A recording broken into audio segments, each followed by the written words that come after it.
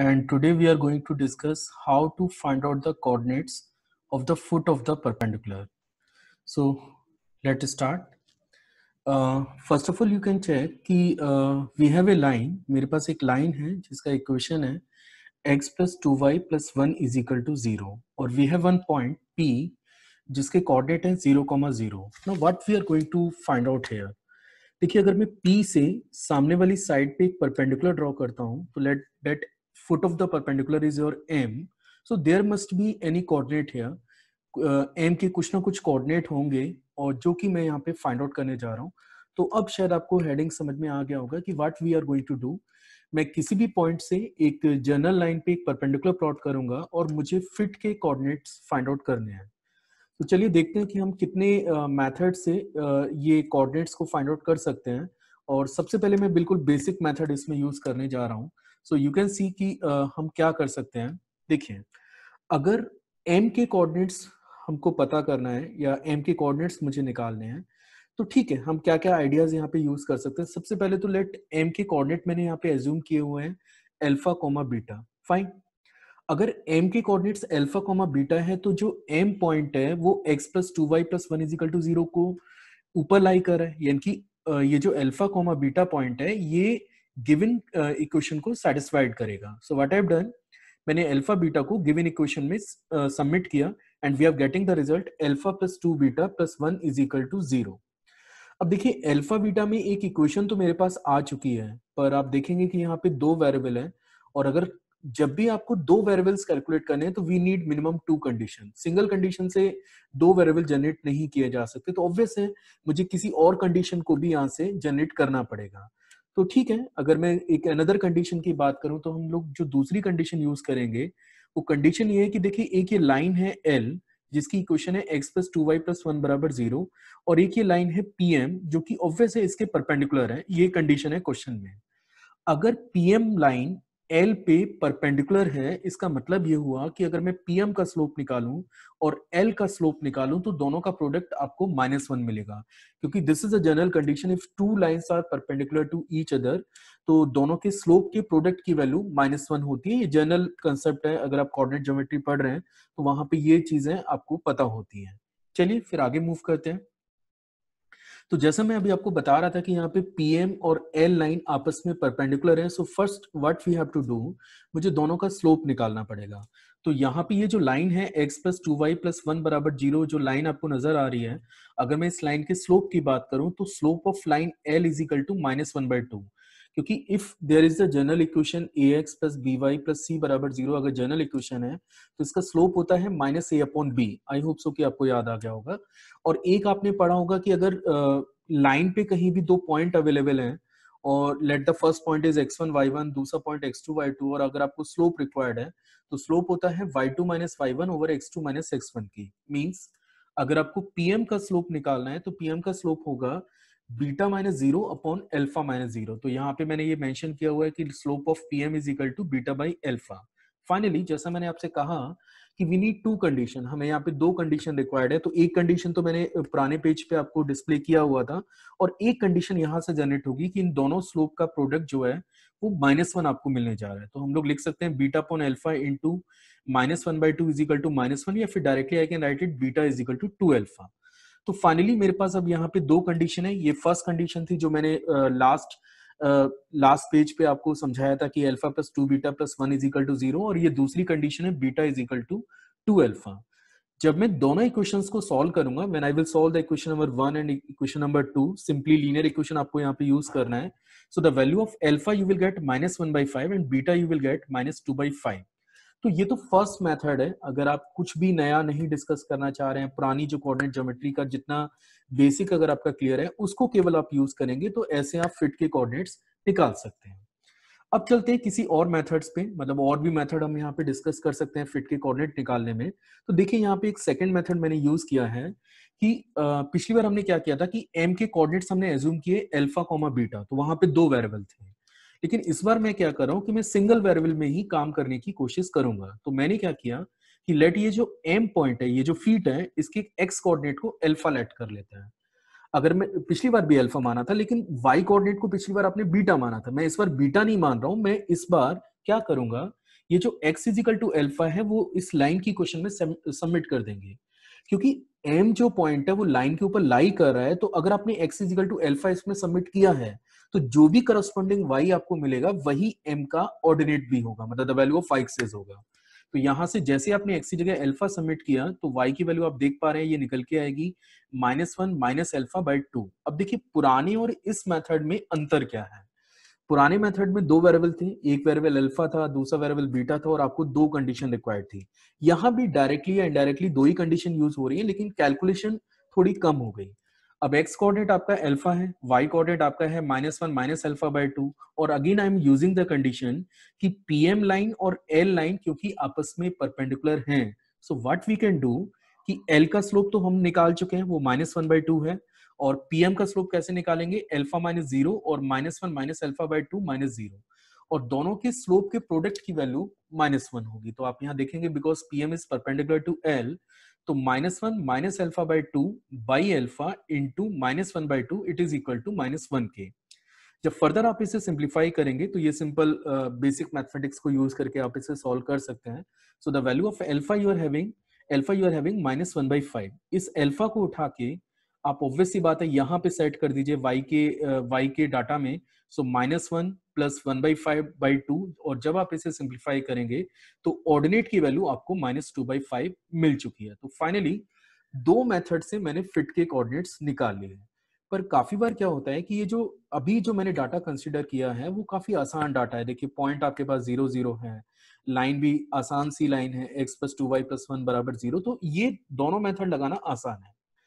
काफी बार क्या होता है कि जो पॉइंट गिवन है वो इरेशनल डाटा हो सकता है और लाइन के कोएफिशिएंट भी इरेशनल हो सकते हैं, और तब इन दोनों मेथडों को अप्लाई करना थोड़ा कॉम्प्लिकेटेड हो सकता है। मतलब आपको ऐसा लगेगा कि कैलकुलेशन में ही बहुत ज्यादा टाइम लग रहा है, और जब आप किसी फर्दर क्वेश्चन में इस कंसेप्ट को यूज करेंगे तो वहां पे सारा टाइम इसी में ही चला जाएगा कि आपने फिट के कोऑर्डिनेट निकाले हैं।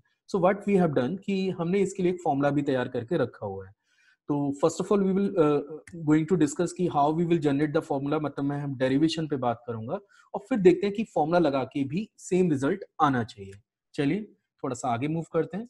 So now we are going for the general. अब मैं जनरल बात करूंगा कि मान के चलिए मेरे पास एक लाइन है ax + by + c = 0, this is a line, और ये एक पॉइंट है, ये जो पॉइंट है ये p पॉइंट है, दैट इज x1, y1, और P पॉइंट से मैंने सामने वाली साइड पे एक परपेंडिकुलर ड्रॉ किया है, ये जो क्रॉस आपको नजर आ रहा है दिस इज अ परपेंडिकुलर, और लेट इसके कोऑर्डिनेट है अल्फा, बीटा। तो इस बार हम लोग जनरल बात कर रहे हैं कि कोई भी पॉइंट हो, कोई भी लाइन हो, और अगर आपने गिवन पॉइंट से लाइन पे परपेंडिकुलर प्लॉट किया है, so what is the coordinate of the foot. ठीक है, सो नाउ थिंक अगेन कि जो फर्स्ट वाला मेथड था मैं उसी मेथड को फिर से रिपीट करूंगा, लेकिन we are using the general approach now. So listen what we have to do. सबसे पहले ये जो m पॉइंट है जिसके कोऑर्डिनेट है अल्फा, बीटा, ऑब्वियस है ये लाइन को फॉलो करेगा। So we can write it कि alpha, beta satisfied ax + by + c = 0, जैसे पहले भी हमने किया था। तो a अल्फा प्लस के b beta plus c = 0, this is the required condition. तो एक कंडीशन मैंने जनरेट कर ली। अब मैं उम्मीद कर रहा हूं कि आपको ये भी याद होगा कि दूसरी कंडीशन हम लोग कैसे निकालेंगे। दूसरी कंडीशन हम लोग निकालेंगे कि मैं L का स्लोप निकालूंगा, फिर मैं PM का स्लोप निकालूंगा, और दोनों के प्रोडक्ट को उठा के -1 में करने जा रहा हूं। तो देखते हैं कि इससे क्या रिजल्ट आ रहा है। यहाँ देखिए कि स्लोप ऑफ लाइन L हमारे पास है -a/b, ये जर्नल है, ऑब्वियस है, आपको याद होगा। और PM का अगर आपको स्लोप निकालना है तो that is beta -y1 over alpha -x1। So let slope of line L it is your -a/b, और मैंने इसको m1 भी माना हुआ है, और स्लोप ऑफ pm जो कि beta -y1 over alpha -x1 के इक्वल है, मैंने इसको m2 माना हुआ है। अब जैसा आप जानते हैं क्योंकि ये दोनों लाइनें परपेंडिकुलर हैं, तो वो कंडीशन हम फिर से यूज कर सकते हैं कि m1 इंटू m2 का प्रोडक्ट -1 के इक्वल होगा, और जैसी मैं ये कंडीशन इंपोज करता हूं I will get the result alpha -x1 upon a is equal to beta -y1 upon b के। चलिए अब आगे बात करते हैं। आपको ये कंडीशन याद रखनी है क्योंकि जो तीसरा मेथड है उसमें जो भी प्रोसेस हमने कंप्लीट किया है उसमें दो चीजें हमें हाथ लगी हैं। एक तो ये ratio alpha -x1 upon a is equal to beta -y1 upon b के इक्वल है, और एक वो कंडीशन कि alpha, beta ax + by + c = 0 को सेटिस्फाइड करेगा। चलिए आगे मूव करते हैं। Now listen again. तो ये वो रेशियो है, मैंने अभी आपसे कहा था कि ये रेशियो आपको याद रखना है, क्योंकि ये अभी हमने जनरेट किया था किस कंडीशन से, m1 m2 is equal to -1 से। So alpha minus x1 upon a is equal to है beta minus y1 upon b के। Now you see this is the condition. ये आपने सिंपल अलजेब्रा में पढ़ा होगा कि अगर a upon b c upon d के इक्वल है तो वी कैन ऑल्सो राइट कि it is also equal to a plus c upon b plus d। आप चाहे तो एक पर्टिकुलर एग्जांपल यूज कर सकते हैं, जैसे a अपॉन b को आप 1/2 ले लीजिए, c अपॉन d को 2/4 ले लीजिए। तो 1/2 is equal to 2/4 is equal to होगा 1 प्लस 2 अपॉन 2 प्लस 4 के। तो again the ratio will get 1/2, मतलब a बाई बी भी 1/2 बनेगा, c बाई डी भी 1/2 बनेगा, और a plus c upon b plus d ये भी 1/2 ही होगा। So this is the basic property of the algebra, आप यूज कर सकते हैं। चलिए, तो मैं प्रोसेस में इस प्रॉपर्टी को यूज करूंगा, और मैंने समझा तो दिया ही है कि क्या है ये प्रॉपर्टी। आप चाहें तो रेंडमली किसी दो इक्वल रेशियो पे आप लगा के देख सकते हैं, वो वैलिड है। ठीक है, चलिए आगे बात करते हैं। देखिए, तो मैंने क्या किया, सबसे पहले इस पूरी रेशियो में न्यूमरेटर में a का और डिनोमिनेटर में a से मल्टीप्लाई किया। तो ये बनेगा a into alpha minus x1 divided by a square, और यहाँ पे न्यूमरेटर में b और डिनोमिनेटर में भी b से मल्टीप्लाई किया, तो ये बनेगा b into beta minus y1 upon b square के। और इसके बाद फिर मैंने ये कंडीशन भी अप्लाई कर दी कि देखिए a upon b is equal to ये पूरा c and this is d, this must be equal to, numerator को ऐड करिए। जैसे आप न्यूमरेटर को ऐड करेंगे क्या बनेगा, a अल्फा, यहां से फिर ये b beta minus a x one, तो ये माइनस ए एक्स वन, और ये माइनस बी वाई वन, तो ये माइनस बी वन, और डिवाइडेड बाई डिनोमिनेटर का एडिशन। जैसे यहाँ b प्लस डी है तो यहाँ पे क्या होगा, A square plus B square. So we are having A square plus के बी स्क्वायर के। तो फाइनली ये मेरे पास एक रिलेशन आ गया। अब देखते हैं कि इसको और फर्दर क्या हम लोग सिंप्लीफाई कर सकते हैं। देखिए, तो यहाँ पे आप एक बार चेक करिए कि जब मैंने एक बार ये रिलेशन जनरेट कर लिया है, तो आप चाहें तो फिर ए से ए कैंसिल कर दीजिए, अब इसकी जरूरत नहीं है, क्योंकि अननेसेसरी कैरी करने से तो कोई फायदा नहीं होगा, क्योंकि एट लास्ट तो ये कटना ही है। So alpha minus x1 upon a is equal to beta minus y1 upon b, ये तो शुरू के दो टर्म है। अब एक चीज नोटिस करिए कि ये जो a alpha plus b beta आपको नजर आ रहा है, तो आपने स्टार्टिंग में जब हम ड्राइव कर रहे थे तो आपको याद होगा वो जो फिट था अल्फा कॉमा बीटा, वो लाइन को फॉलो कर रहा था, तो वहां से ये रिलेशन था हमारे पास a अल्फा प्लस के b beta plus c is equal to 0। So what I have done, ये जो a alpha plus b beta को मैंने माइनस c से रिप्लेस किया। आई थिंक अब ये समझ में आ रहा होगा कि a alpha plus b beta को अगर मैं माइनस c से रिप्लेस करता हूं तो ये बन जाएगा माइनस c, फिर अगला term minus a x one, ये माइनस बी वाई वन, और divided by a square plus B square के। अब देखिए, अगर आप चाहें तो वो जो तीसरा टर्म है उसके न्यूमरेटर में से माइनस बाहर कर सकते हैं, और जैसे आप माइनस को बाहर करेंगे तो ब्रैकेट के अंदर आपको नजर आएगा A x one plus B Y one plus C, और बाहर एक माइनस बी है।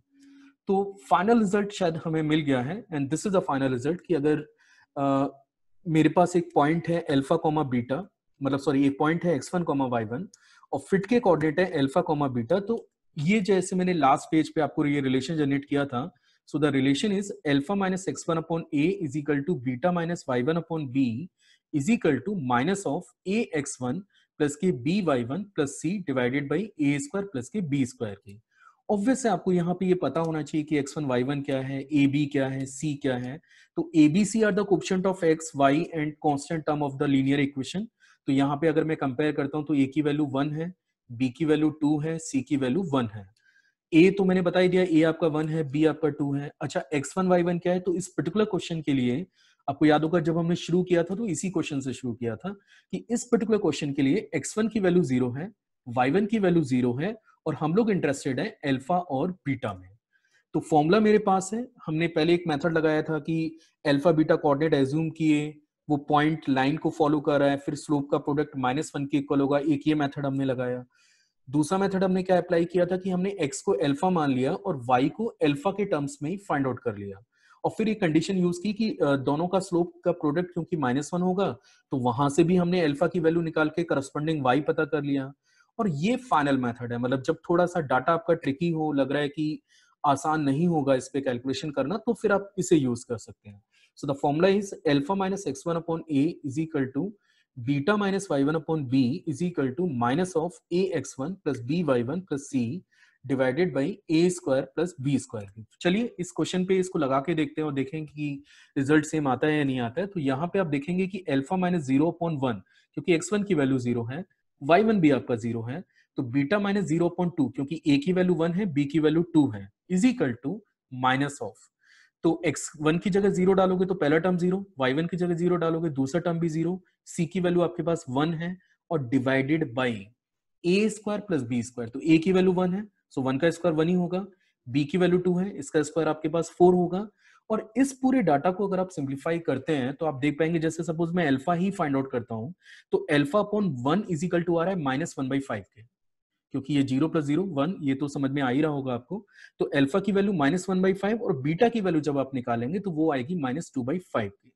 तो finally these are the methods, मतलब आप चाहें तो पहले मेथड को यूज करें, दूसरे मेथड को यूज करें, या फिर आप ये फॉर्मूले को भी अप्लाई कर सकते हैं। तो जैसे जब थोड़ा ट्रिकी डाटा है तो माय सजेशन इज कि आप फॉर्मूले को ही अप्लाई करें, ये ज्यादा कंफर्टेबल रहता है। 2-3 क्वेश्चंस भी अगर आप कर लेंगे तो फिर ये प्रैक्टिस में आपको अच्छे से आ जाएगा। चलिए, आई होप सो कि आपको ये वीडियो पसंद आया होगा। Thank you.